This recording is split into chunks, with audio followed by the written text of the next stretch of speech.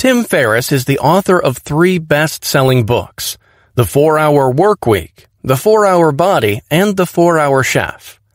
These books have made him an authority on the subject of how to learn anything that you think is difficult and often takes time with ease and speed, ergo the 4-hour theme to his books.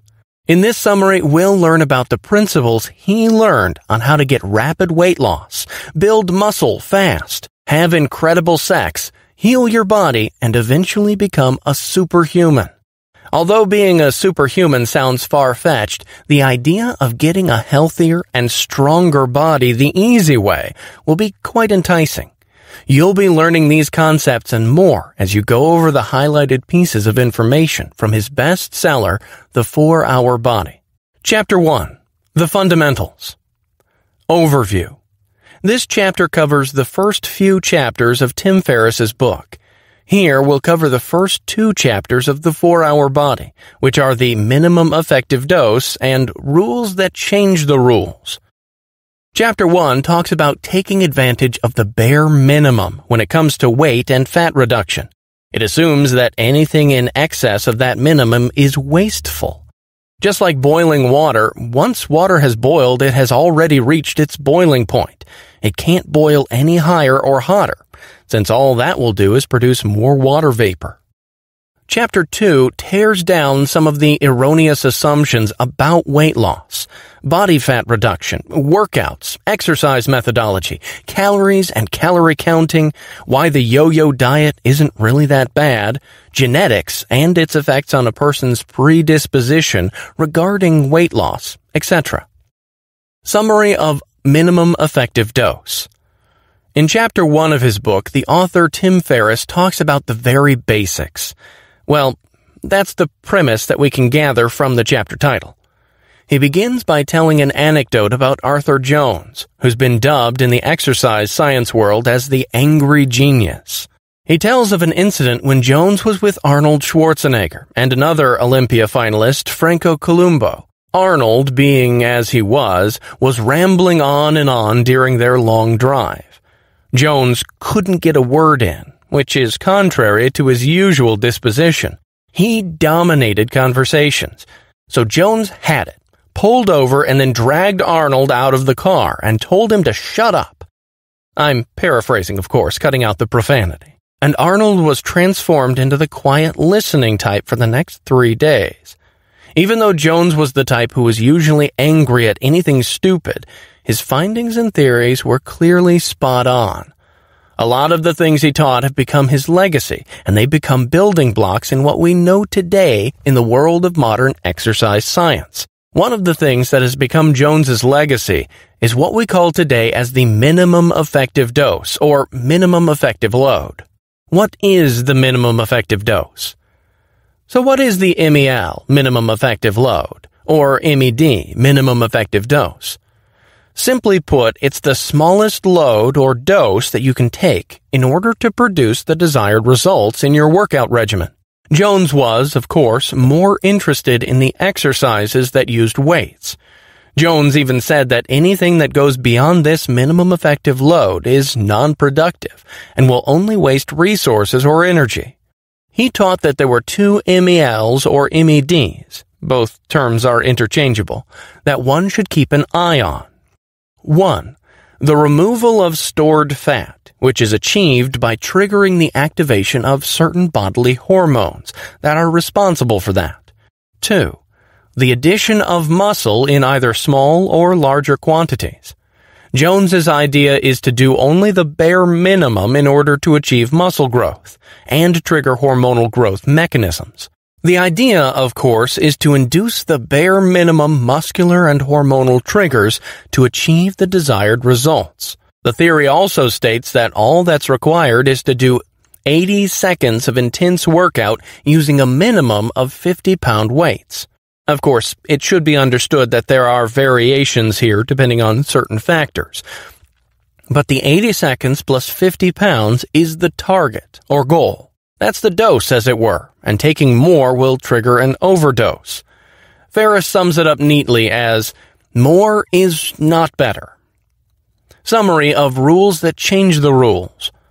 When someone tells you they ate a total of 7,000 calories, gained 34 pounds, lost 4% body fat, and made a caloric surplus of 4,300 per day, will you believe it?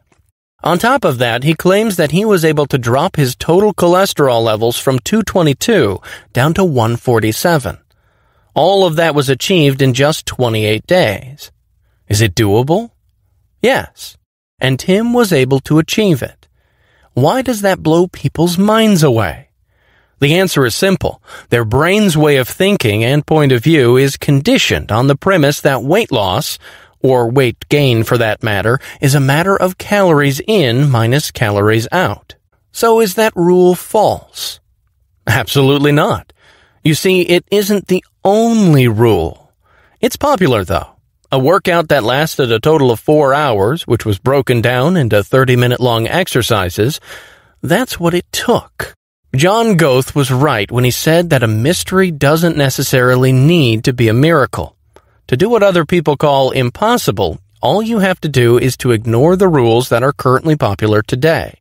You don't have to be a genius to outthink the rest of the world. All you need is the right mental model and a handy bunch of mental rules of thumb. To achieve that 4-hour body, Ferriss writes, you need to follow certain mental models. He then describes these mental models in the next section of his book, which he calls New Rules for Rapid Design. And here they are. Mental model number 1.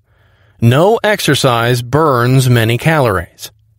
Do you know how much exercise you need to physically accomplish, to burn off the calories you get from eating half an Oreo cookie? You need to go up 27 flights of stairs if you weigh 220 pounds. Now, that's a lot of exercise. However, what if you're lighter?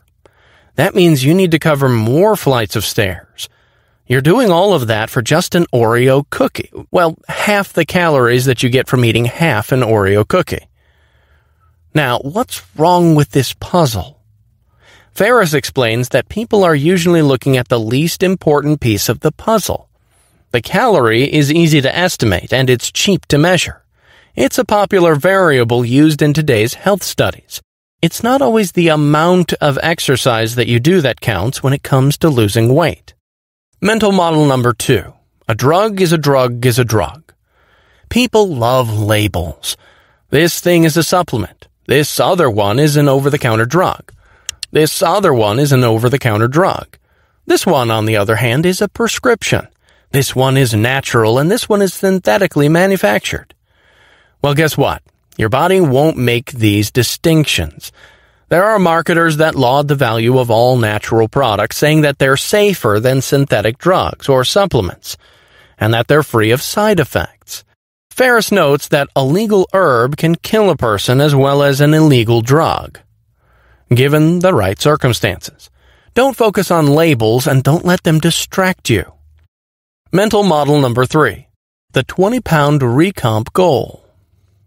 A recomp, according to Timothy Ferriss, is a change in the body's composition. For instance, it can be a loss of 20 pounds, which will make you feel good about yourself. You'll feel like a new man. However, that's not the only recomp that's out there. We can say that a more important recomp is the loss of body fat and subsequent muscle gain. The ideal recomp is losing 15 pounds of body fat and gaining 5 pounds of muscle. That's the threshold, and that's also the ideal ratio of fat loss and muscle gained. Remember that we need to work within the required minimum. 20 pounds recomp is the goal for people who weigh more than 120 pounds. For people who weigh less, it should be about 10 pounds of recomp. Mental model number 4. The 100-unit slider, diet, drugs, and exercise. Ferriss then explains how to achieve that 20-pound recomp. Some people think that it will take 100% exercise. It's possible, but you can get derailed easily. Some would try 100% diet. That's also possible, but as you may already know, you can easily quit a diet. What about 100% drugs? Yes, you can lose 20 pounds using drugs, but that entails all the possible side effects. The right way to do it is to use the most appropriate ratio. Tim recommends 60% diet, 10% drugs, 30% exercise. And that's the model he uses throughout his book. Mental model number 5, the duct tape test. This next mental model is easy. You should use your level of adherence to weight loss program as a barometer of your possible success rate. Take that level of adherence seriously if you want to see success. If you're more likely to adhere to one, no matter how less efficient or less effective it might be, you're more likely to succeed because your level of adherence is higher, rather than using a system that's considered better but with a low level of adherence. Mental model number 6. Don't confuse physical recreation with exercise. What is a recreation? Examples are the following: playing basketball, swimming, jogging, and running around the park chasing after your dog. They're fun. There's very little stimuli to get you to do them. Exercise, on the other hand, is different. It can be fun or not, but what makes it different is that you are required to perform a certain MED of exercise in order to produce the results you want. It's serious work. You do recreation for fun, you perform exercises to get changes. Mental model number 7. Don't confuse correlation with cause and effect. Some people mix up correlation and the actual cause and effect. For instance, they see a guy who was on a zero-meat diet and he lived longer than most folks. Was it really the zero-meat diet, or was it the increase in vegetable intake that allowed him to live longer? Most likely, it's the former. The point being made here is to always be skeptical of all the headlines that are sensational. Sometimes, well, a lot of times, especially in the field of weight loss, the hype will make a wrong correlation without pointing to the actual cause that brought about the effect being advertised. Mental model number 8. Use the yo-yo. Ferriss was spot on when he said that yo-yo dieting is getting such a bad rap nowadays, when in fact, it's nothing but natural. Championship weightlifters and bodybuilders like Ed Cohen do yo-yo diets every time. There are days when you would consume only 3,500 calories, and there are days when they would eat up to 4,500 calories. The important thing is that you time it right.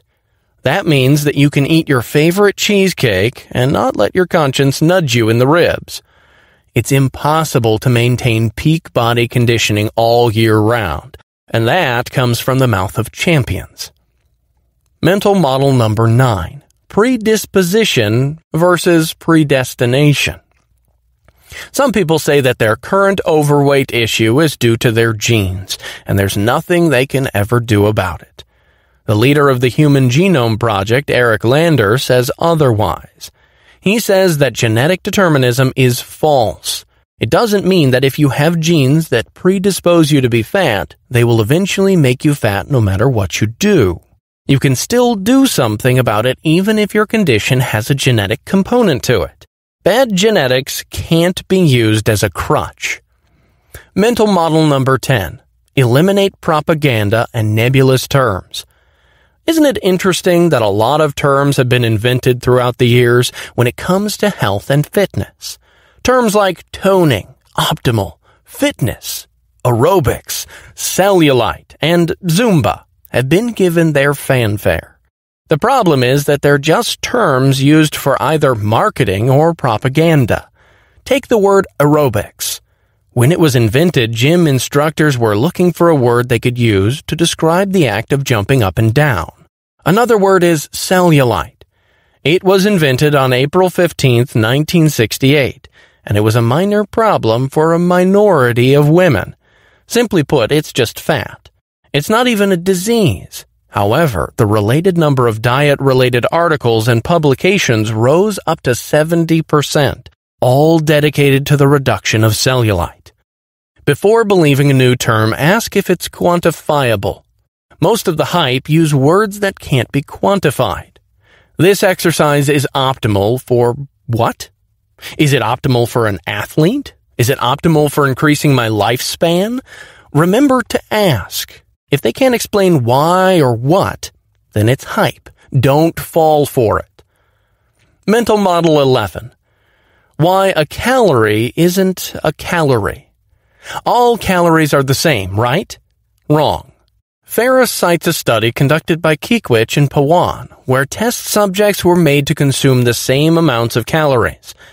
The big difference was that some subjects consumed calories from fat sources, other from protein sources, and the rest consumed calories from pure carb sources. What was the result? The weight loss gain was different for each group. Why? That's because different calories bring different results.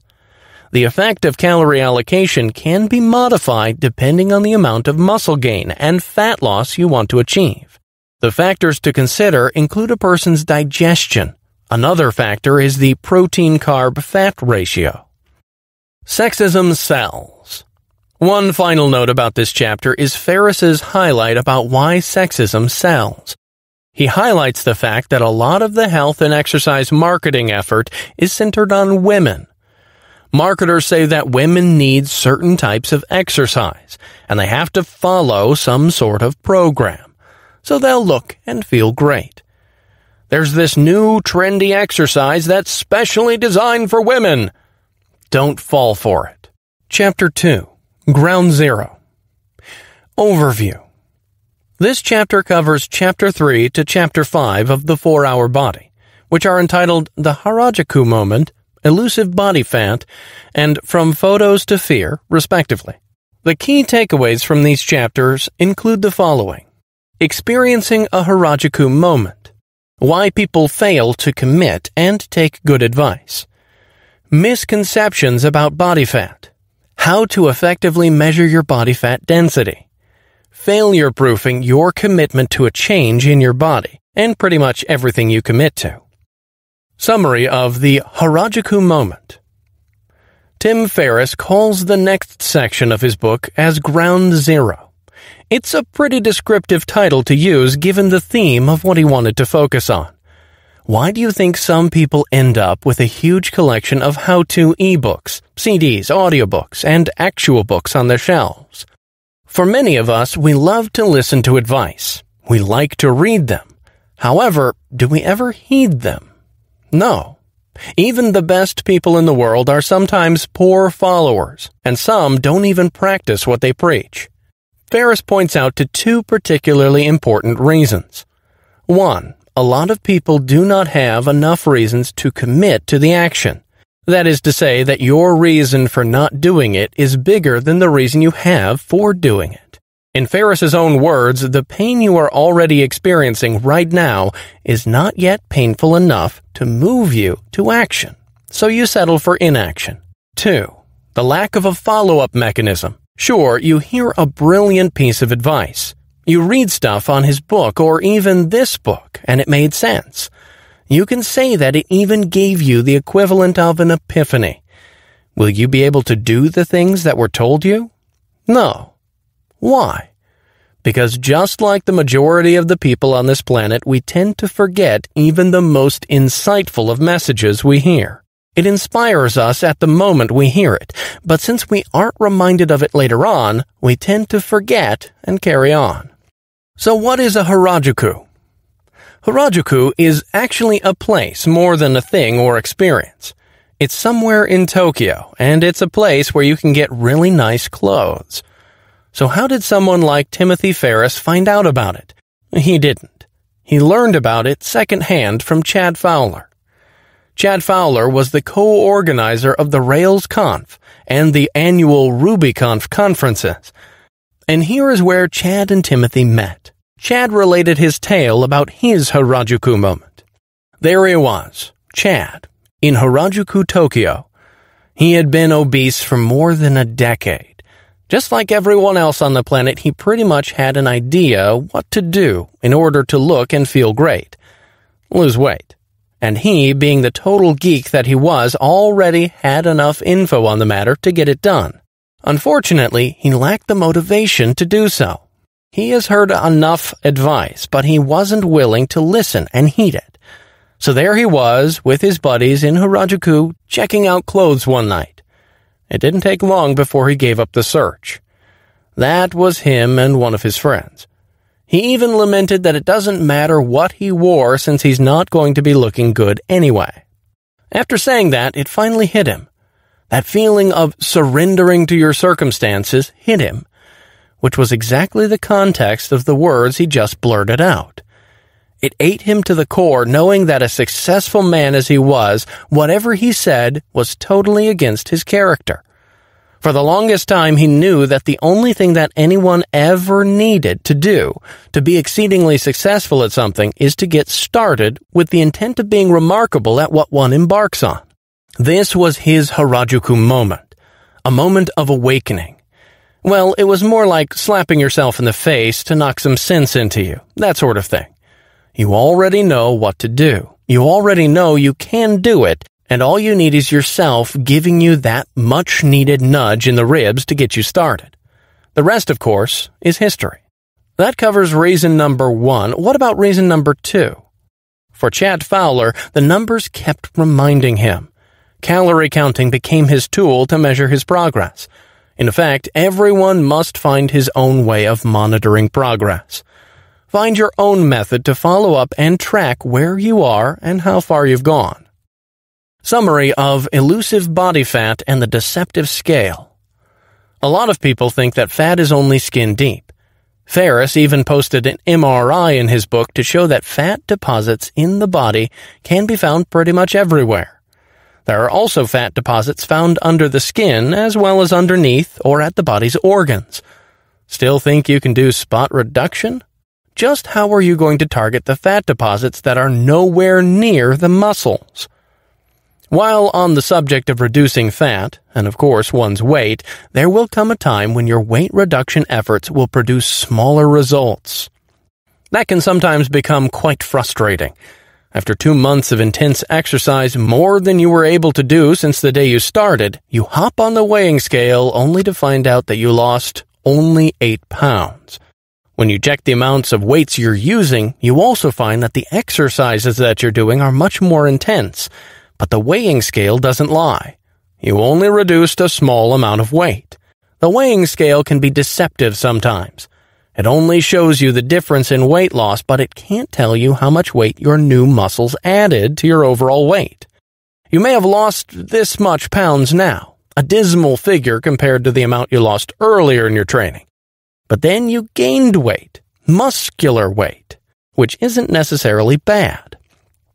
That's why indicators such as weight, BMI, and others alone aren't sufficient to tell you just how much you've changed over time. Top 3 methods of measuring body fat. Ferriss then moves on to what he calls the best ways to accurately measure body fat.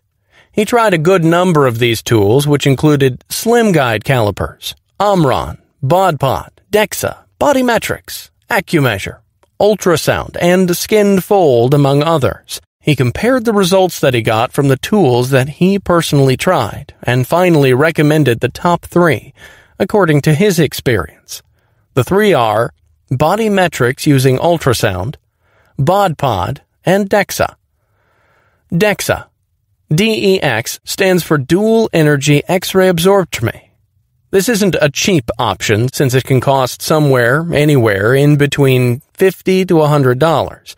Aside from the usual body fat percentage report, this test also provides you with information on bone density, among others. It can highlight muscular imbalances as well. What's more is that these tests can be completed in 5 to 10 minutes. Bodymetrics. This is actually an ultrasound device, which is quite small. It's actually a handheld device, and it's pretty easy to use. You place it on top of that part of the body that you want to measure. It will then tell you how much body fat is in that area. It reports the thickness of the body fat in millimeters. There are models of this device that can cost you several $1,000s apiece, but there are newer ones that only cost a few $100s. The reliability, of course, will vary from one manufacturer to the next. Ferriss also offers a few tips in case you opt to buy any of the body fat measuring tools he mentions in his book. Here are some of the tips. Do not compare the before-after results using different tools. It will be better if you make the comparison of the results from the same tool. In case you decide to use a BEI, a bioelectrical impedance tool, then you need to make sure that you are appropriately hydrated. For those who opt to use any of the calipers, please ask your gym instructor for a more efficient algorithm to use. Ferriss suggests either a 3-point or even a 7-point Jackson-Pollock algorithm. In the next section of the book, Ferriss provides some examples of body fat percentages and what each would look like. He even includes photos of actual people who have the said constitutions, from 5% body fat and onwards. This section helps readers to visualize what each body fat percentage may look like and what percentages can people aim for. Summary of From Photos to Fear. So what is failure proofing? In the next section, the book covers how to failure-proof one's commitment to weight loss. He even laments that even the best executives in today's business world still fail to live up to their commitment of 30 minutes of exercise. The author cites a few examples on how people fail. That is, people from different walks of life. Then he concludes how people can rationalize failure to keep commitments in 2 words. Logic fails. He then suggests 4 things that can help people engineer their own human compliance. The 4 ideas he suggests are the following. 1. Make sure to make it conscious. This entails making the current behavior current. That means you need to raise your own awareness of your own behavior. Timing here is the key. Flashing the evidence before your eyes after the deed is done will have a weaker effect. 2. Turn it into a game. Here the author talks about the Hawthorne effect, or what was then known as the observer effect. In brief, the act of measuring an act that you do repeatedly turns that act into something that's fascinating. Measuring your accomplishments, and knowing that it's being measured improves one's motivation for doing it. So how many times do we have to record our results to make things interesting? According to data from the Science of Video Game Design, it only takes 5 times. 5 meals recorded, 5 workouts, and then comparing your results. 5 of pretty much any metric you may want to measure. After doing it 5 times, you'll feel hooked, and you'll want to do it again and again. 3. Making it all competitive. Another principle in failure proofing is to make the effort competitive. Compare your results to others. Plan a penalty that you'll give to yourself in case you fail in your efforts. Use the results that you see in other people as your comparative sample. On top of that, you should also include a reward if you're able to achieve your goals. Note that data shows that the fear of failure is a huge motivator compared to getting a reward. 4. Make it small and temporary. Again, this goes back to the principles already discussed in the previous chapter of this book. It includes achieving the bare minimum in order to effect a change. Find someone who can do the exercise and diet plans with you. And finally, keep the duration of the exercise short. Remember that no one can maintain peak performance for an entire year and still remain sane. The time limit will push you to achieve more success given a smaller amount of time. Chapter 3. Damage Control. Preventing Fat Gain. Overview. This chapter covers the next section, which is about damage control, and also preventing fat gain, which includes Chapter 6 of the 4-Hour Body. It includes Timothy Ferriss's description of the slow-carb diet. He begins to expose by relating that part of the diet that seems to have the least of anything to do with a diet that can be considered low-carb. He tells how every Saturday he and his friend, who was in London, would exchange text messages and pictures of what they were eating that day. The actual food they were eating is anything but low-carb. They had everything from pizza to anything that can spike your insulin levels. Now, how can that be a form of low-carb diet? Ferriss's low-carb diet incorporates one free day, when a dieter can eat pretty much anything that was taboo during the rest of the week. Some might think that this is counterproductive, but as you'll see in the summary below, that it's quite beneficial to glut on carbs when it's properly timed. Summary of how to lose 20 pounds in 30 days without exercise. Picking up where we left off in the previous chapter, we now move on to the basics of subtracting fat. This is a rather quick and short chapter, and it should be. It also provides the much-needed transcendent effect, if there is indeed such a term in the world of weight loss. Here, Tim introduces the slow-carb diet. Some people may feel that this diet is kind of tough, since you're going to give up on staples, like white carbs, for instance. Is it effective? Well, Ferriss swears by it, and on top of that, he experimented on the diet with his friend Chris. He is also happy to report that they have started a new trend as they continued on this diet. The premise is simple. Eat right and you'll lose weight. Again, it's 20 pounds, the magic number, in 1 month without any exercise. Slow-carb diet tips. Ferriss enumerates certain rules to follow while on this diet. Each rule is simple, but some of them can be a bit of a challenge. Here they are. Rule 1. Avoid white carbs. You could have added the phrase, like the plague, to this rule. This may be the toughest rule to follow on this diet. Any kind of white carb is to be avoided for an entire month, while on most days of an entire month.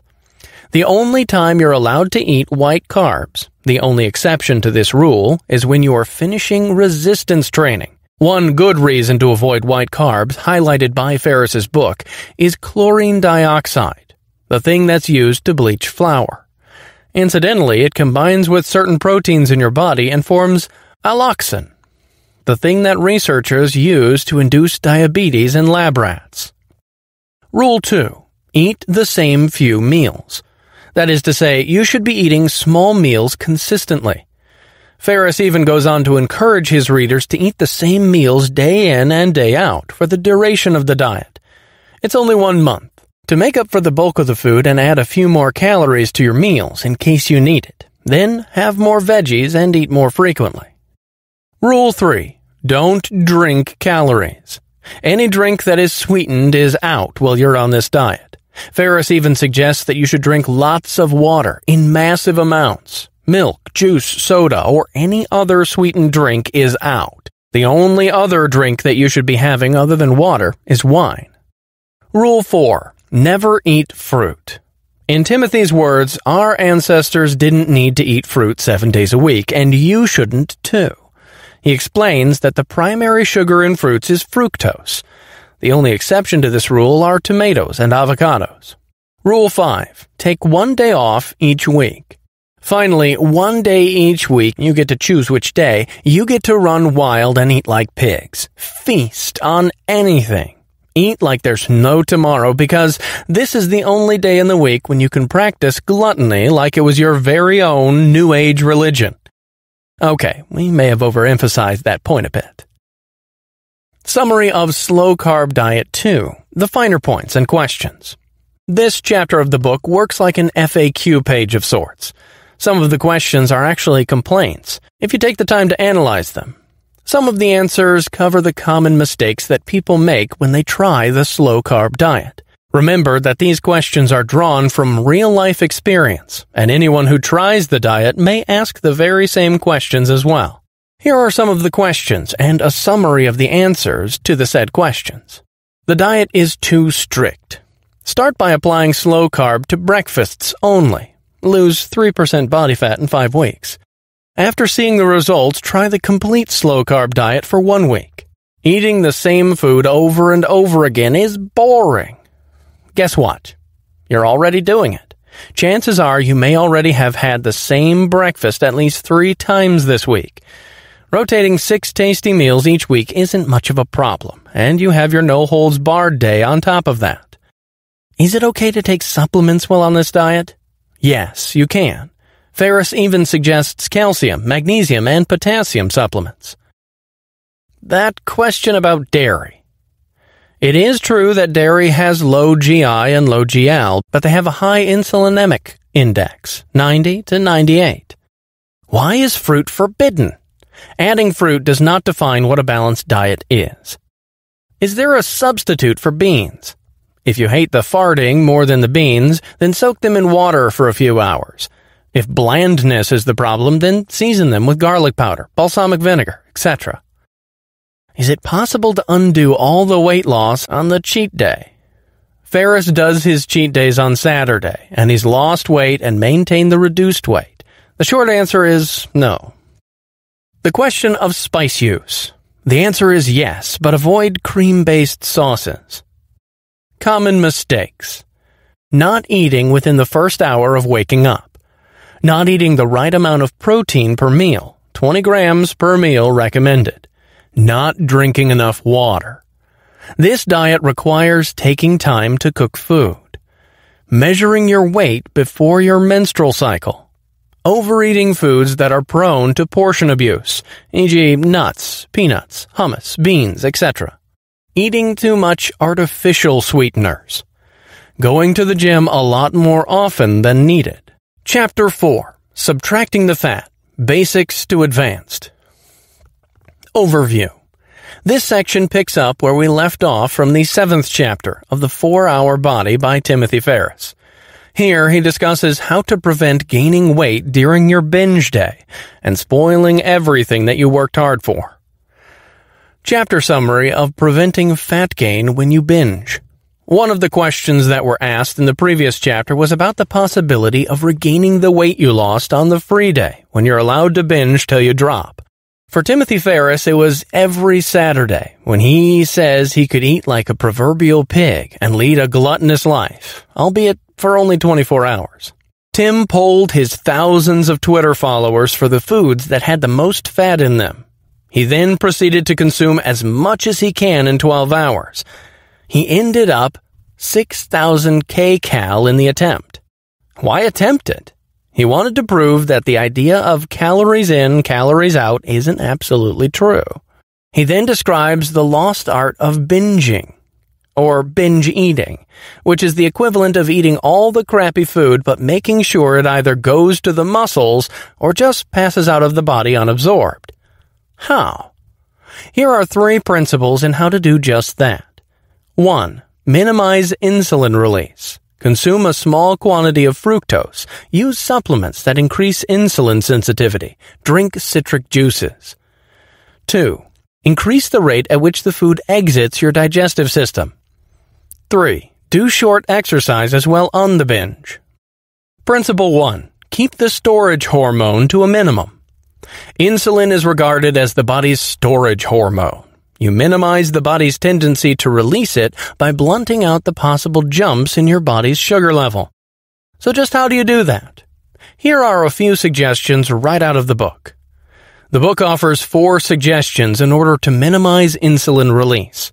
The first one is to ensure that your first meal of the day is high in insoluble fiber and protein. The protein will reduce your appetite for most of the day, and high fiber content will prevent the onset of diarrhea. The next suggestion is to take in only a small amount of fructose. That can come in the form of your favorite juice drink or favorite sugar, or anything that can satisfy your sweet tooth. You'll take this before your second meal for the day. Next, Ferriss also suggests the use of supplements that will help you increase your insulin sensitivity. This will reduce the amount of insulin released by your pancreas. It can be quite effective even if you eat a lot of glucose for the day. Finally, it's also been suggested in the book that one should drink more citric juices while doing a binge day in the low-carb diet. You can have any citrus drink, make your own concoction, or just add freshly squeezed lemon juice as part of your next recipe. Principle 2. Increase gastric emptying. The next principle is to make all the food you eat pass through the gastrointestinal tract a lot faster. That will ensure that the nutrients and other constituent compounds do not get absorbed that well. Timothy confesses that he does this by taking in as much as 200 milligrams of caffeine. You can also use cooled yerba mate, as much as 16 ounces, as a substitute. Principle 3. Employing muscular contractions. What are muscular contractions?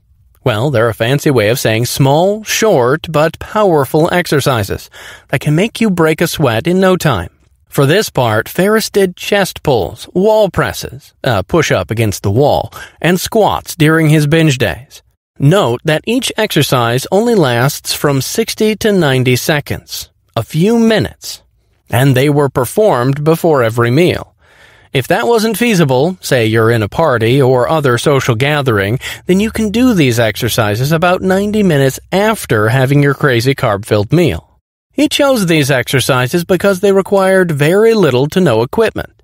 At the most, he would need some kind of small, private space. You don't want to expose yourself to the public while doing these funny exercises. On top of that, you can do these exercises pretty much anywhere. But why do you have to do them? The short answer is that it induces the release of GLUT4. This will ensure that the calories you just took in don't get stored, but will be put to use in the muscles, taking advantage of balancing bacteria. In this section, which talks about the microbiome in the human gut, it points to the fact that the shift in our diets from having more gut bacteria to diets that are less congenial to these helpful creatures. You can say that human beings and gut bacteria have existed in mutualism, where both parties have something to gain from each other. Studies show that there are two bacterial strains that are quite beneficial when it comes to weight loss and dieting. The first one is called Firmicutes, and the other strain is called Bacteroidetes. It has been found that there are more Bacteroidetes than Firmicutes in lean people. Those who are obese usually have it the other way around. They have more Firmicutes than Bacteroidetes. This research actually led the National Institutes of Health to start what is called the Human Microbiome Project back in the year 2007. The idea behind the project is to identify all the beneficial and harmful bacteria that thrive in the gut and eventually find a way to use the information for better health. So how do you take advantage of the microbiome in you? Here are a few suggestions. Use prebiotics and probiotics. Include fermented foods in your diet. Plain yogurt, unsweetened, fermented fish, kimchi, fermented kombucha tea, kefir, Japanese natto, cheese, etc. 3. Stop taking Splenda. Chapter 5. PAGG and the Wonders of Garlic. Overview. This chapter will introduce you to a bunch of somewhat confusing but useful acronyms. You'll encounter AGG, PAGG, ECA, and how garlic fits into all of that. Ferriss shares an interesting anecdote. One day, a thin homeless man approached Tim's father during a barbecue downtown. In contrast to the skinny homeless fellow, Tim's father was obviously overweight and seemed to have everything he ever needed. The man made quite an earnest introduction. "Do you know how I lost weight?" His father eventually asked why. The man explained, "Garlic." He took one clove at a time. He shared his secret and never asked for anything. The thin homeless man then left. Summary of the PAGG chapter. The PAGG supplement stack and garlic is the next in the discussion of the 4-hour body. Ferriss was refining a supplement stack called PAGG. Before that, he was experimenting on the supplement stack called ECA, while he was on the cyclical ketogenic diet. The ECA stack consisted of the following: ephedrine hydrochloride, which about 20 mg, caffeine, which was about 200 mg per dose, aspirin, about 85 mg per dose. Ferriss described the ECA stack to be spot on, and his daily dosage was 3 times per day. The ECA stack gained a lot of support from the medical world, with dozens of studies. It works, no question about it. However, it carries with it several side effects and other downsides. For instance, the inclusion of caffeine, a stimulant, can trigger certain conditions, such as sinusitis. Another downside is that this supplement stack can also become quite addictive. Those who discontinued ECA would eventually suffer from withdrawal pains. The only other option besides stopping the intake is to substitute other strong drugs to avoid both the withdrawal symptoms and the chronic fatigue that came with it. Nevertheless, Ferriss was able to find a substitute, PAGG, which consisted of 20 to 25 mg of polycyclinol, 200 to 300 mg of alpha-lipic acid, 325 mg of green tea flavonols, 200 mg of garlic extract. The daily intake of this supplement stack is timed. AAG, which is essentially PAAG minus polycosanol, is to be taken before breakfast, lunch, and dinner. You will then take your PAGG supplements before going to bed. This intake schedule will be followed 6 days each week, i.e. 1 day off per week. The entire supplementation period usually lasts 2 months minimum, with 1 week off, no supplements, every 2 months. The effect of taking the PAGG and the AGG supplement stack is the significant reduction of body fat. The garlic extract allicin inhibits fat regain, which Timothy Ferriss found to complete the supplement stack he was working on. A bit of warning. If you want to try the AGG and PAGG stack, make sure that you take in an adequate amount of B-complex. Those who are already taking medications or who have medical conditions like diabetes, hypoglycemia, or hypertension should first seek competent medical advice.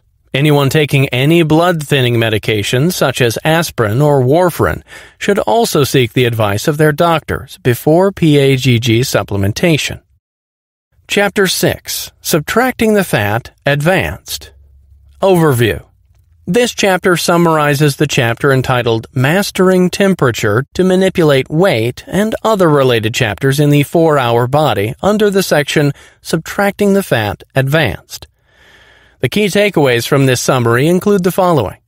Calories in minus calories out isn't the only way to burn fat. Thermal loads can increase your body's fat-burning ability. Stimulate adiponectin and brown adipose tissue are the key players that no one should overlook while in the quest for total fat loss. Using glucometers can be quite beneficial to track and monitor your progress. Real-life applications of weight loss theories will vary from one person to the next. Summary of mastering temperature to manipulate weight. Why do bears stack up on their food intake before hibernation? Why do mountain climbers take in a lot of calories in their efforts to climb high, freezing mountains? The answer, as Timothy Ferriss found out, was in the body's natural ability to use body fat to match the thermal load. Material scientist Ray Cronise found a key to increase body fat burning results. He was one day oblivious to the statement made by Michael Phelps, declaring that he consumes a total of 12,000 calories a day. Now, if you religiously follow the equation of calories in, calories out equals total body weight, then you can obviously tell that whatever world-renowned swimmer Michael Phelps was lying. Either that or he was swimming non-stop more than 24 hours a day on certain days of the week. And then the answer, which was right in his face all along. He was figuring things out in a huge Excel sheet, finally hit him. It was the thermal load. Phelps was in the water for 4 hours in each day. He was training, and being in the water alone helped him burn thousands of calories extra. Now, this was a significant find, and it's usually something that's often ignored in the equation. 18 weeks later, Ray Cronise, NASA material scientist, went from 230 pounds to 182 pounds. What's the secret behind temperature control for weight loss? There was actually more to what Cronise learned about the thermal load and how it contributed to overall fat oxidation. There are actually 2 key elements that have not been factored in that produces the increased fat burn. Brown adipose tissue, BAT, and adiponectin. Adiponectin increases the glucose uptake used by the body's muscular tissues, and it increases fatty acid oxidation in the mitochondria. In simple terms, it helps you with burning fat, and it increases your muscle tissue gains. Now, compared to white adipose tissue, brown adipose tissue, on the other hand, helps dissipate excess calories. Cold temperatures stimulate the BAT so that the body would burn more fatty acids and produce more heat, which is what your body needs when temperature goes down. How to make BAT and adiponectin work? Option 1. Use Timothy's method. Get an ice pack, fill it with ice, place it at the back of the neck. Leave it there for 30 minutes. Do it in the evening, the time when your insulin sensitivity is at its lowest point. Option 2. Use Ray's method. Drink ice water, 500 milliliters, immediately after waking up in the morning. After that, have your breakfast half an hour later. Follow slow-carb diet. Option 3. Cold shower method. Shower in hot water for 2 minutes. Shampoo your head and clean face with soap. Rinse off with cold water and stay in the shower for 3 minutes until your body acclimates. Continue with the rest of the shower as usual. Option 4. Shiver. Take icy cold 20-minute baths until it induces shivering. This option is for those who are rather impatient. Benefits of cold showers. 1. Cold showers are actually an effective treatment for depression. 2. It improves the body's immune response. 3. It stimulates bat thermogenesis. 4. Increases adiponectin levels, even long after the exposure to the cold. 5. Contributes to fatty acid release. Chapter summary for the glucose switch. Overview.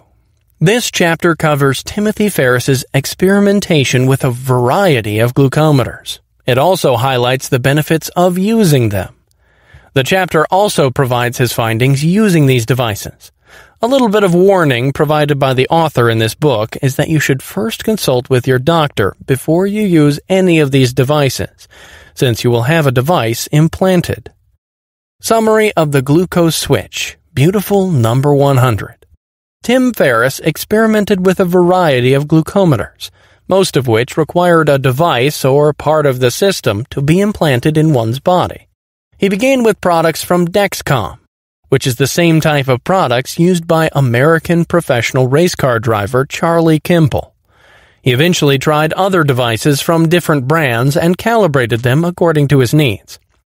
He eventually recommended WaveSense Jazz Glucometer, which had the ability to adjust and fine-tune the measurements according to several factors. That made it more accurate. Here are his findings using a glucometer. 1. What matters is when the food gets digested and gets to the cells and not always what you eat. 2. Adding more fat content to your meals can blunt spikes in your blood glucose. 3. Fructose has extended glucose-lowering effect, but it isn't recommended. You don't always lose fat with lowered blood glucose. 4. Vinegar isn't all it's hyped to be. Lemon juice and other citrus juice actually lowered glycemic response better than vinegar. 5. Small doses of cinnamon has a substantial effect on the body's glucose levels. 6. It's the speed and size of meals that have a bigger impact on glycemic response. Summary of the last mile, losing the final 5 to 10 pounds. In your quest to get that 4-hour body, you'll one day encounter the last 5 to 10 pounds of body fat that seem to resist anything and everything that you try. However, championship-level bodybuilders like Johnny Romano, Muscular Development's magazine editor-in-chief, is able to reach sub-10% body fat. From Ferriss's interview with Romano, it was found that there are 2 approaches to achieving what is called the last mile in weight loss. One way is to follow a rather unconventional diet that required a lot of discipline, and the other is to use drugs. The diet that Romano describes includes 8 ounces of protein with a minimum 4 ounces intake per meal. The intake will be adjusted 1 ounce per meal per 10 pounds of your own body weight. Every meal should be eaten like clockwork. When it's time to eat, you should eat, regardless of whether you are hungry or not. Here are the meal options, the ones recommended and used by Romano, that you can choose from. They're basically the meals you will cycle day in and day out while on the said diet. First option, half a cup of nuts, 2 tablespoons peanut butter plus 50 grams whey protein isolate. Second option, 8 ounces fish, non-fatty and white. Third option, 5 eggs, hard-boiled. Fourth option, chicken or turkey, 8 ounces. Fifth option, cooked protein, 8 ounces, e.g. ground beef, dark poultry, red meat, plus macadamia oil or olive oil, 1 tablespoon. The part about drugs. The other method explained by Romano is to use drugs. Following the above-mentioned diet will infuse a point of diminishing returns. A lot of bodybuilders use certain types of drugs during pre-competition stages to go lower than 5% body fat. That, of course, includes the use of steroids. Note that Ferriss does not recommend using steroids and other similar fat-reducing drugs for the last mile fat loss. Chapter 7. Adding Muscle. Overview. This chapter section covers several chapters from the 4-Hour Body by Tim Ferriss, which includes building the perfect posterior. Remember that losing fat is half of the equation of a 4-hour body. The other half is building muscle. Increasing muscle mass is actually a good way to lose body fat. Since the higher your muscle mass, the higher will be your caloric consumption. Summary of building the perfect posterior. This chapter is all about building what's called the posterior chain. This chain includes all the muscles from the base of your skull all the way down to your Achilles tendons. The book teaches several exercise strategies to achieve this. Kettlebell swings. The first tip that Tim gives his readers is the use of the kettlebell. He tells the story of one Tracy Rifkin, who lost weight using what was then known as the Russian kettlebell swing. Her exercise regimen was scheduled only twice a week, with 15 to 20 minutes per session. The result was that she lost over 100 pounds. It took her 4 weeks to get it. Coupled with minimal effective dose, MED, the right diet, low carb of course, and a complete gym that only costs $10. Yes, that's how cheap your gym will be. You ought to be doing 3 sets with 5 reps on the kettlebell swing. This will be combined with other workouts such as dumbbell front squats, DB rows, walking lunges, and wide grip push-ups. Summary of 6-minute abs. In this chapter, the book covers what's called the 6-minute abs. It focuses on 2 exercises that worked. One exercise is called the cat vomit, and the other is the myotactic crunch. These 2 exercises gave Ferriss that gleeful smile on his face because it was the first time in his life that he had legit abs. That was enough proof for him that these 2 exercises work when it comes to fulfilling that manly quest for the 6-pack abs. So how do you perform a myotactic crunch? Use a Swiss ball or a Bosu. Rest your back on it. Your butt should be raised 6 inches off the ground. The arm should be stretched overhead, pointing to the ceiling. Position the arms next to the ears as if you're in a diving position. Your feet should be flat on the floor. Lower your upper body backwards as if attempting to lean on the floor. Try to make your fingers touch the floor. Hold the stretched position for 2 seconds. Raise slowly with proper muscular control until you are back to your original position with your arms perpendicular to the floor. This counts as 1 rep. Do 10 repetitions. How to do the cat vomit exercise. Get on all 4s. Don't arch your back. Exhale forcefully using your mouth until all the air in your chest has been blown out, like a cat vomiting. Use the force of your abdominals via contraction to push all the air out. In this position, gravity will supply the much-needed resistance. Hold the area of your belly button in for 8 to 12 minutes.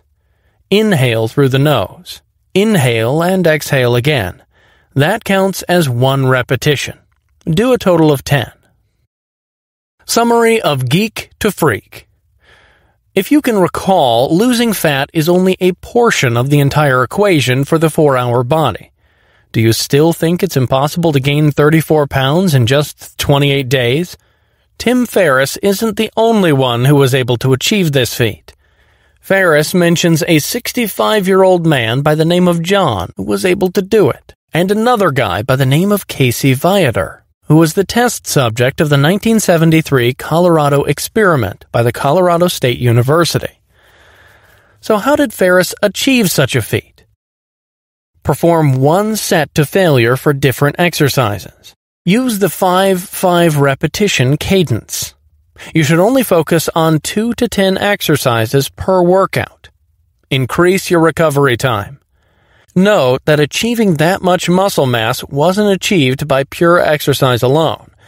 It also involved the use of well-timed supplementation. Now, the idea is not to make you into a professional athlete, nor is it to make you as strong as you can ever be. You can also incorporate any exercise into this program. However, Ferriss argues that some exercises are more prone to injury than others, an example of which is the snatch. The argument is that if there are other exercises that are other safer exercise protocols that can provide 80% more benefits, then why stick to an exercise that's more prone to injury? His suggestion is to follow Occam's protocol, the routine used by Mike Menser, Mr. Olympia in 1979. You get to alternate 2 exercise routines. Here's the first one. 7 reps close grip supinated pull downs using 5-5 counts. 7 reps machine shoulder press using 5-5 counts. You will then alternate that with the following exercise routine. 7 reps bench press with a slight incline-decline using 5-5 counts.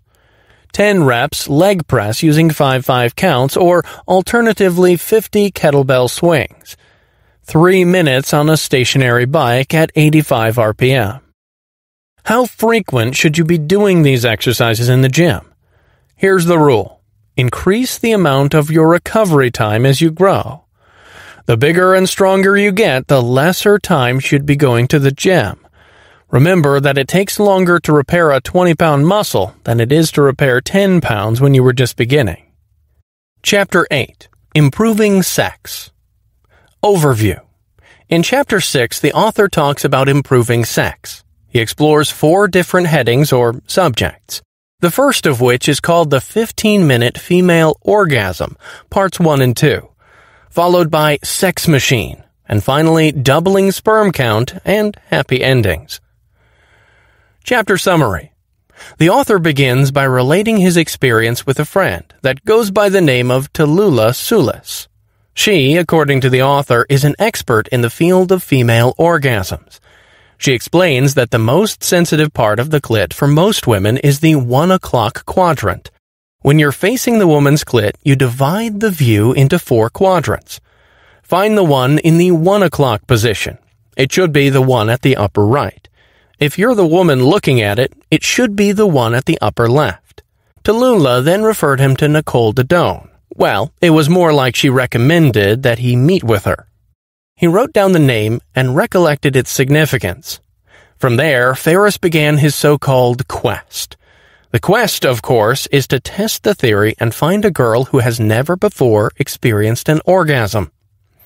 Well, actually, Ferriss himself declares that this quest only began years later, when he met exactly a girl with that sort of description. He met a young yoga instructor by the name of Giselle, who had never before experienced an orgasm. He even made a promise, albeit a drunken promise, that he would fix her dilemma. In his research, he found that it's estimated that 50 to 70% of women in the U.S.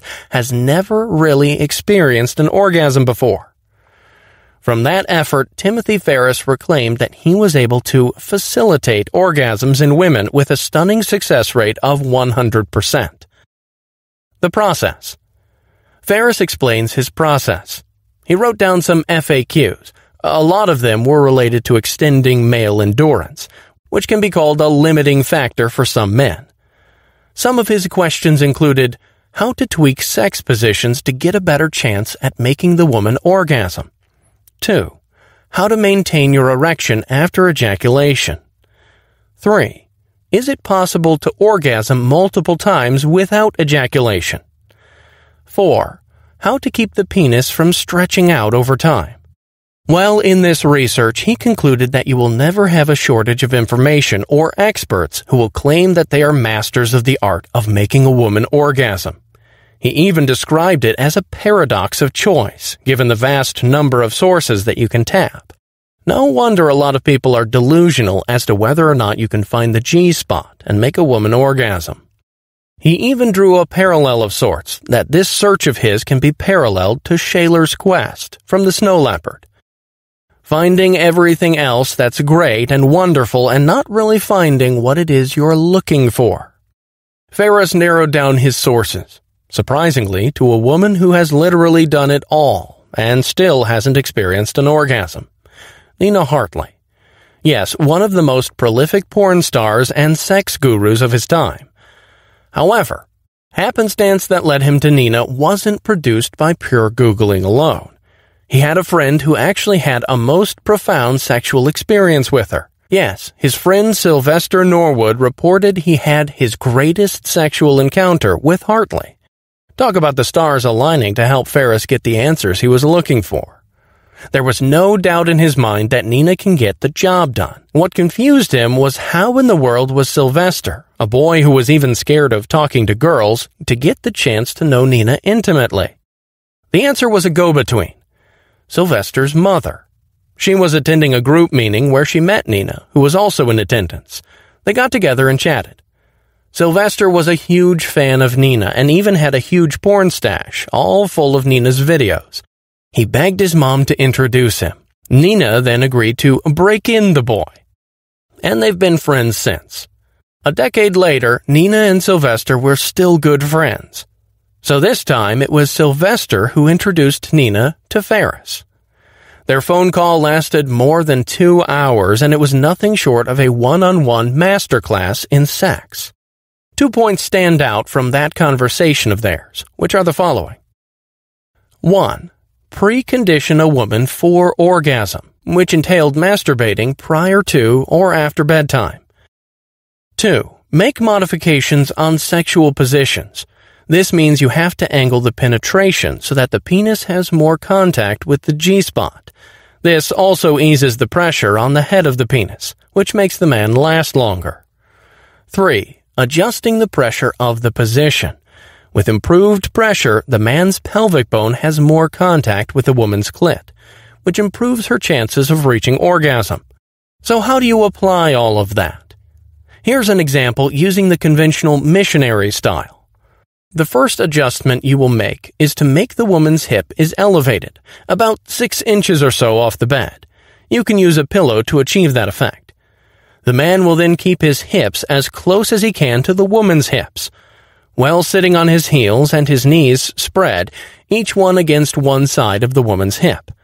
Imagine a samurai sitting on the floor with his feet under his butt. Use different penetration depths, such as several short or half-length penetrations, followed by one long, full penetration. Chapter 9. Perfecting Sleep. Overview. Tim Ferriss suffered from insomnia, which is, of course, interfered with his overall health.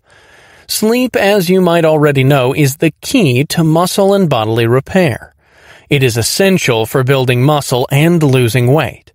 So how do you engineer the perfect night's sleep? Is good sleep a matter of length? The author also discusses polyphasic sleep and how to become better at it. Key takeaways from these chapters include improving the REM to total sleep time ratio ensures good sleep. Certain things like taking huperzine A, waking up about 4 hours after sleep onset, and other things can improve your REM percentage. Better deep wave sleep improves physical performance. You can improve your sleep onset and increase chances of better sleep quality by controlling the room temperature, using a blue light emitter bulb and other related lighting as well, choosing a better sleeping position, eating more protein before bedtime, and taking a bath before bedtime.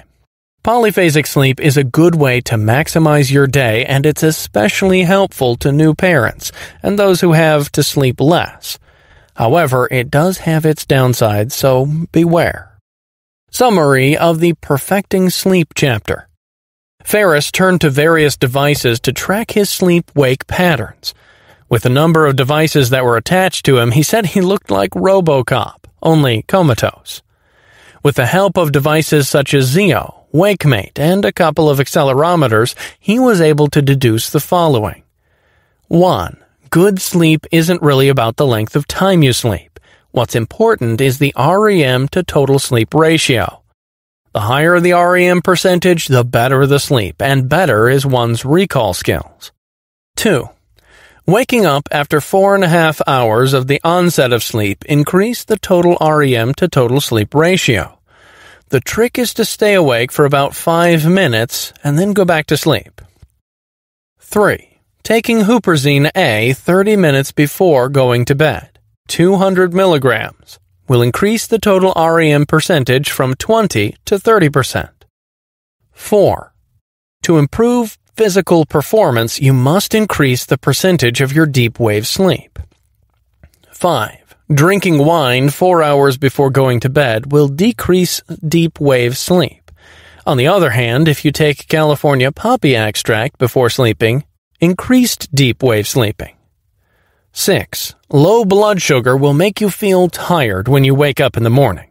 The solution is to take 120 up to 240 calories before bedtime. What can you do to improve your chances of getting to sleep and eventually sleep better? Here are a few suggestions. 1. Set room temperature to 67 degrees Fahrenheit and 70 degrees Fahrenheit.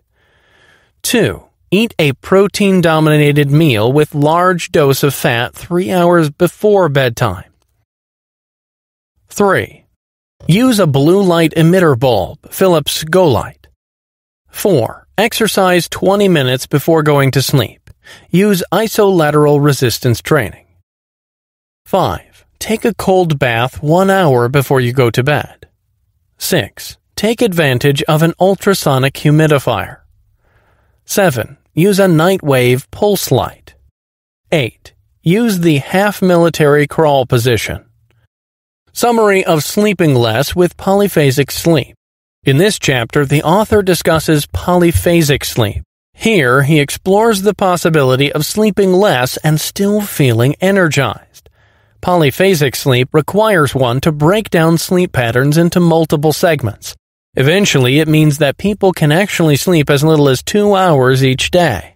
The key in polyphasic sleep is tricking your brain into entering REM sleep, which only lasts 2 hours, by the way, when you sleep normally for 8 hours. The idea is to make the brain skip the other sleep phases and go directly into REM sleep in order to make shorter hours of sleep more restful. The author offers several alternatives, which include the following. The siesta. Take a 20-minute nap and then do 6 hours of core sleep. Everyman 2 nap. Take 2 20-minute naps and 4.5 hours of core sleep. Everyman 3 nap. Take 3 naps that last 20 minutes each and take 3 hours core sleep. Everyman 4 nap. Take 4 naps that last 20 minutes each and take 1.5 hours of core sleep. The Uberman. Take 6 20-minute naps. Take note that the naps should be spaced evenly throughout the day. That means if you go for the Uberman schedule, then you'll take naps every 4 hours. Now, there is a downside to polyphasic sleep. If you miss your nap or oversleep any time within the schedule, you'll end up really tired for several days. However, if you are able to keep your schedule, then you'll feel refreshed and alert, in spite of the short amount of sleep. Chapter 10. Reversing Injuries. Overview. Is it possible to actually heal from all the injuries you've sustained in this life? Tim Ferriss explores that in this section of his book and talks about possible options and the things that actually worked. He discusses the correction of your foot positioning, the Egoscue method, AMIT, ART, and others. He also deals with injury-proofing the body and making use of functional movement screen. Summary of reversing permanent injuries. Is it possible to reverse the effects of a lifetime of injuries? Ferriss wasn't the first to ask this question. Jacques Cousteau, the famed French explorer, also wondered about this possibility. Being able to reverse the effects of injuries back to complete health will be a great addition to a 4-hour body, come to think of it. In his search, Tim found himself in an Arizona clinic with several needles stuck to his body, all of them 3 inches in length. He had one stuck in his ankles, another one in his neck, on his shoulders, and one even gingerly came in close contact with his cervical spine. That's not the most heavenly of experiences, to say the least. So what was he doing there? He was getting a PRP treatment, platelet-rich plasma treatment. This was taken from one's blood, and the platelets contain the body's growth and healing factors. PRP was the precursor to other similar healing treatments, such as stem cell factor and insulin-like growth factor 1. The result of these treatments was an abysmal failure, not to mention at least $10,000 in hospital bills. No wonder Ferriss complained about the charlatans and others who capitalized on people who were desperate. Not that Tim was desperate. He was just on the hunt for the latest cutting-edge science in regenerative medicine. It's not that PRP doesn't really work. It's been proven to work. It's just that, according to Ferriss himself, he needed to find the right doctor who really knew how to administer the treatment. So what worked? So other than medication that was ingested, applied topically or otherwise, what other methods actually worked? The author used a 5-stage approach that began with using specific movements, involving biometrics and posture correction. Next came the use of adhesion tools, hand pressure, and other corrective manipulations to fix soft tissue damage. After that came medication. The final stage is in the area where, if meds, movement, and manipulation weren't enough, is to undergo surgical repair. The critical 5. The author then relates the 5 treatments that seem to fix permanent injuries. They include the following. 1. The use of Vibram 5-finger shoes, Terraplana Barefoot Vivo shoes for back pain. It also restores the foot to its natural condition. Wearing shoes for long periods of time can deform the feet after making it a habit for many years. 2. The Ugoscu method is a postural therapy program that treated the mid-back, neck, and cervical neck. It features 5 treatment positions, such as the static back, static extension position, shoulder bridge, active bridge, supine groin progressive in tower, supine groin in chair, and the air bench. 3. Advanced muscle integration therapy. AMIT is for the calves, glutes, and pectorals. 4. Active release techniques, ART, for shoulder internal rotators.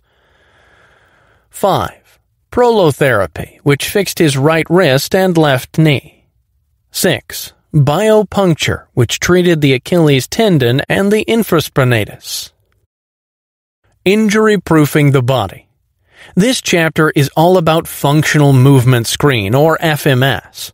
Ferriss describes it as the most difficult chapter in his book, but he says it is the most important one.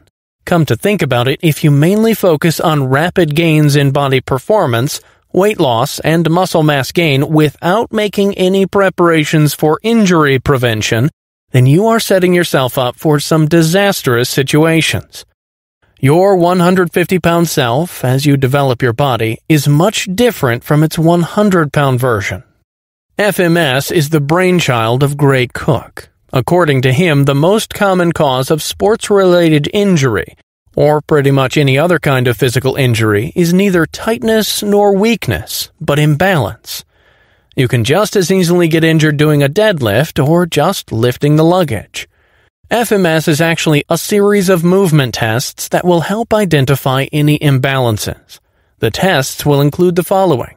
1. Seated rotation. 2. Deep squat. 3. Active straight leg raise. 4. Inline lunge. 5. Hurdle step. The assessment is scored on a 3-point scale and then follows an evaluation.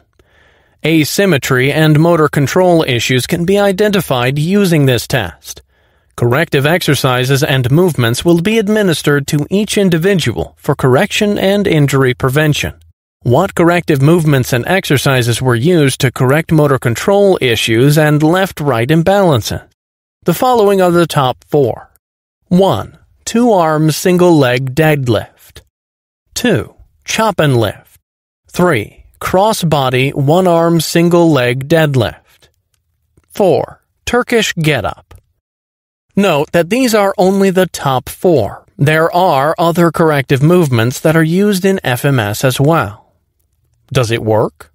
The Atlanta Falcons used FMS in the 2008 season, and they only ended up with 1 player getting injured, whereas they suffered 7 injuries by the end of the 2017 season.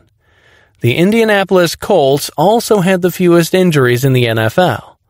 Guess what their secret regimen was? Yes, it was FMS.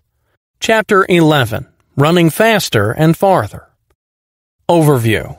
In this chapter, Tim walks about Joe DeFranco's methods to make athletes run faster and jump higher. They go over the testing sessions and perfecting techniques. They go over the proper arm positions when jumping and running and correcting body movement. Fine-tune them, and you'll actually find out that it's all skill. Summary of hacking the NFL Combine.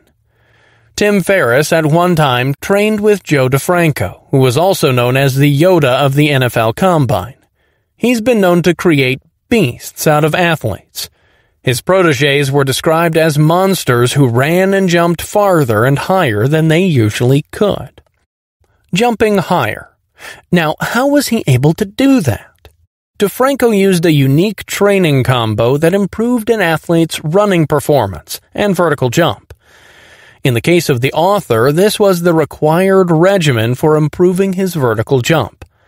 1. 10 normal jumping jacks. 2. 10 seal jacks. 3. 5 reverse lunges. 4. 5 side lunges. 5. 10 leg swings forward and backward, 1 set for each side. 6. 20-second pogo jumps. Several flaws were detected in Ferriss's jump attempts, and each was corrected during training. Here are the flaws that needed correction. 1. He had very little shoulder drive. Use the shoulders, pump down, and then start elastic recoil going up. The shoulders actually contribute 20% to your total jump height. 2. Retracting the arm at the jump's highest point. A jumper should be retracted on the way up, not at the apex of the jump. This required some practice. 3. The squat stance was too wide. 4. Hip flexors were tight. After these were corrected and after much practice, Ferriss was able to increase his vertical jump by 3 inches, which was truly impressive. Running faster. DeFranco adapted the training concepts developed by Olympic speed coach Charlie Francis with 1 trainee. DeFranco made an athlete focus on perfecting 10-yard dashes to build a base for the 400-meter dash. Just as with the vertical jump, several seemingly minor factors had to be corrected to improve one's running speed. In the case of Tim Ferriss, DeFranco made the following changes. Positional changes. Correcting arm position and movement. Focus on a sustained running position and utilizing fewer steps.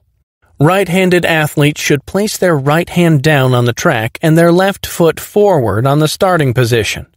Do the opposite if you're left-handed. This position is the optimal starting position about 90% of the time. Other positional changes, such as bending the arm at 90-degree angle before takeoff and driving and aiming the first step using the rear leg and land it about 3 feet from your leading foot's toe. During the first trial run, Tim kept his head down, fine-tuned his movements. He then concentrated on perfecting the motions for the 10-yard dash. 1 10-yard dash after another until he reached the 40-yard mark. During that one single run, he broke the gym record at 5.61 seconds for the 40-yard dash. Chapter 12, Getting Stronger. Overview. In this chapter, Tim introduces the techniques practiced by Pavel Tsatsouline and Barry Ross. Is strength a trait that's inherent only in certain uniquely gifted individuals, or is it a skill that can be learned? With the help of the effortless superhuman protocol, both Pavel and Barry illustrate why it's more of the latter than the former. Summary of the effortless superhuman protocol. Is strength a trait or is it a skill? The majority of people may say that strength is a trait, a characteristic that's inherent in the individual. However, Pavel Tsatsouline will tell you otherwise, and he may even demonstrate his point to you right there on the spot. Timothy Ferriss trained with Pavel during his Russian kettlebell certification. Pavel was a former Special Forces instructor for none other than the Soviet Union. He once made a live demonstration and was able to make someone who used to have a max lifting capacity of 53 pounds go up to 72 pounds. And the man was able to obtain that 26% strength increase in just 5 minutes. Pavel did dozens of these demonstrations only to educate the audience and to prove an important point, that strength is really a skill, and you can learn it rather quickly. The next question is, how fast can the body learn all that? Pavel then introduced Timothy to Barry Ross. Barry Ross spent 2 decades finding a way to make people faster.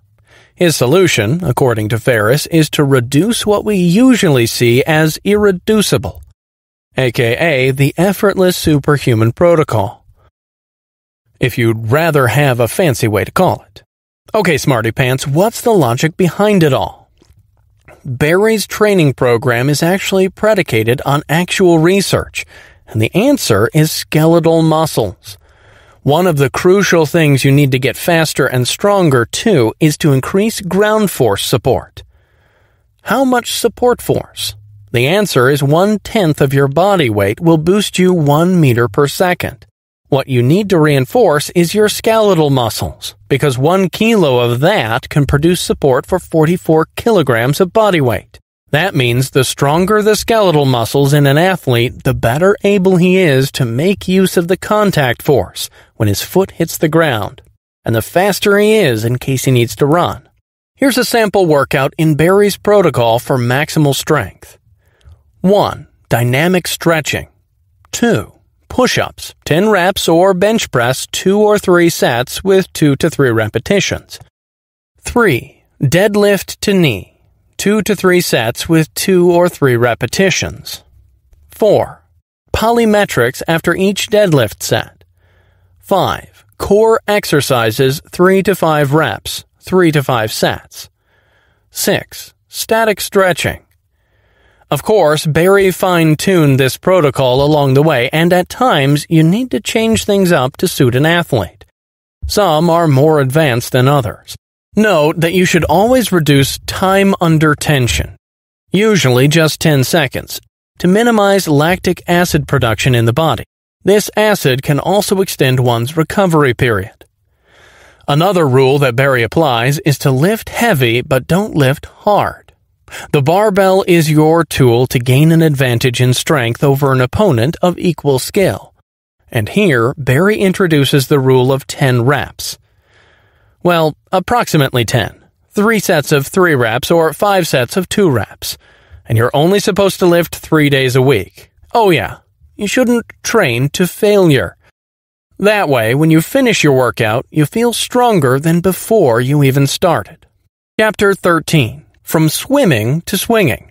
Overview. In this section, the 4-hour body covers 2 sections. First is how to swim effortlessly in 10 days using the total immersion method.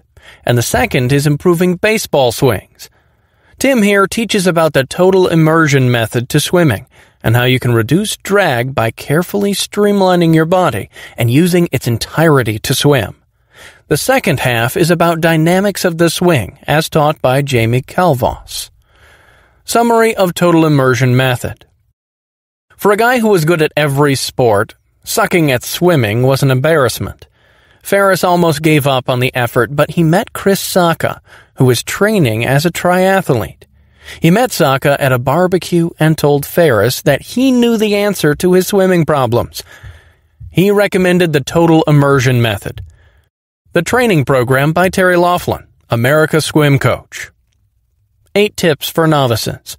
Here are Tim's tips for novices and everyone who's having difficulty with swimming.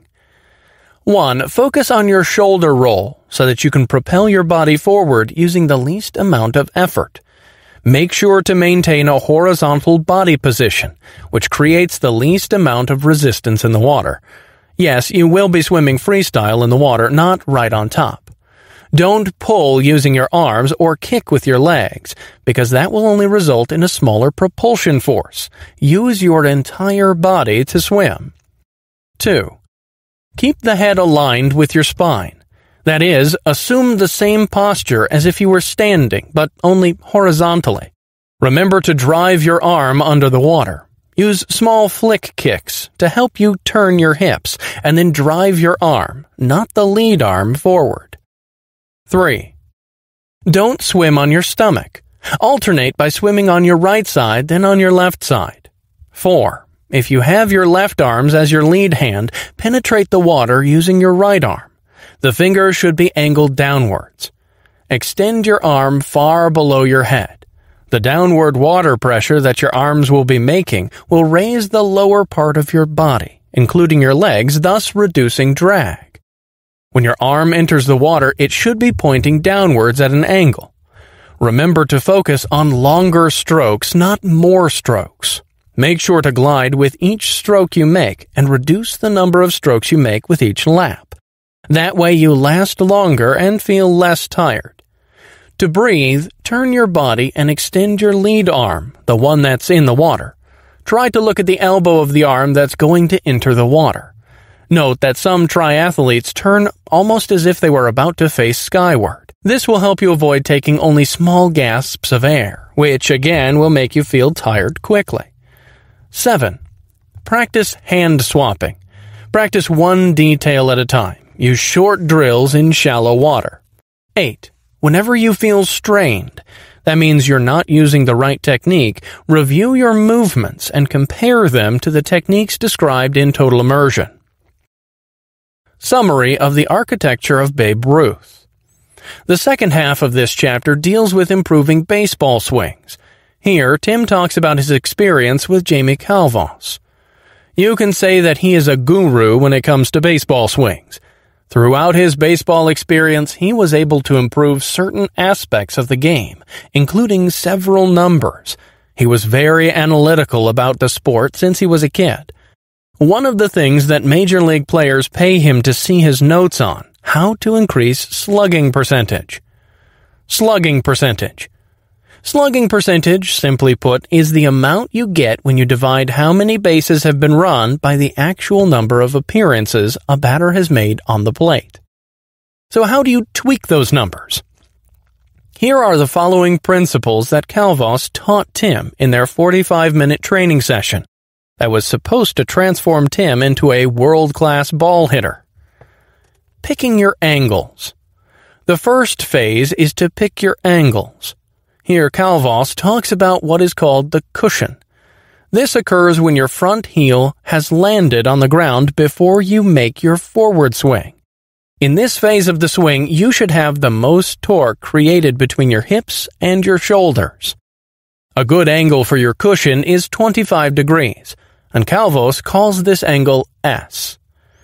Your job is to obtain this optimal form, while the pitcher's job is to throw off speed balls, any kind of throw that's slower than a fastball.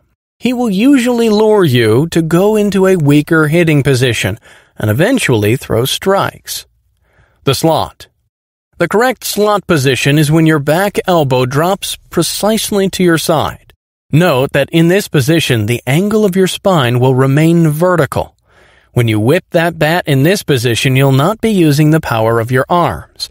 Your arms will have to defer to something more powerful, your hips and your legs. These body parts will create that whipping action, and they should only turn you and your bat within the strike zone. Impact position. The impact position is what Calvos calls the thumbprint of your swing. He also says that there are two important components to the impact position, which he calls angle E and angle W. Angle E, the first angle, is one between your upper arm and your forearm. The goal is to make it reach 80 degrees. The other angle, W, is the one made in between your top wrist and your bat. It needs to be as large as possible. Calvos recommends 80 degrees. Doing this will create a greater area of impact, which gives you a higher batting average. Chapter 14. On Longer and Better Life. Overview. In this chapter, the author deals with life extension and has initially described it to be the shortest thing ever to be written about. In his very own words, Ferriss points out that seeking a long life will mean dealing with a somewhat endless list of things that one should avoid as one grows older. Things get complicated as people age. Thus, one might want to consider valuing the quality of life rather than the length of one's life. Summary of Living Forever. Ferriss investigated possible therapies that may help when it comes to life extension. He didn't include everything in his book, but he filtered the long list of things down to a few. The factors considered included ethical means as well. His short list of possible items that may help included the following: stem cell therapies, vaccines for Alzheimer's disease, rapamycin injections, resveratrol. Do take note that in spite of the fact that these therapies are quite promising, Tim Ferriss opted to avoid them. Why? The reason is that there is a lack of long-term human data. That could mean the side effects can be quite unpredictable. So what did he opt for? The answer is low-risk and low-cost methods. Ferriss offers a caveat that these therapies can be debunked where life extension is concerned. Nevertheless, even if they do fail in that department, to be proven by solid science later on, these therapies still had benefits when it came to body composition.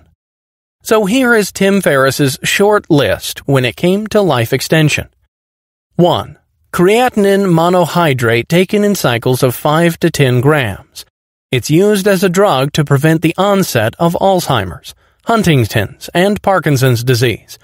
On top of that, it's a popular drug among power athletes. It's also backed by 20 years of published research. 2. Protein cycling and intermittent fasting. Ferriss suggests several intermittent fasting options which include ADCR and Fast 5. 3. Bloodletting. It's believed that excess iron reduces the lifespan of people. This is believed to be the case with postmenopausal women who had the same heart attack rate as men. Ferriss concludes that extending life while sacrificing the quality of life doesn't really make sense. A life that is full of denial is not really a life of freedom.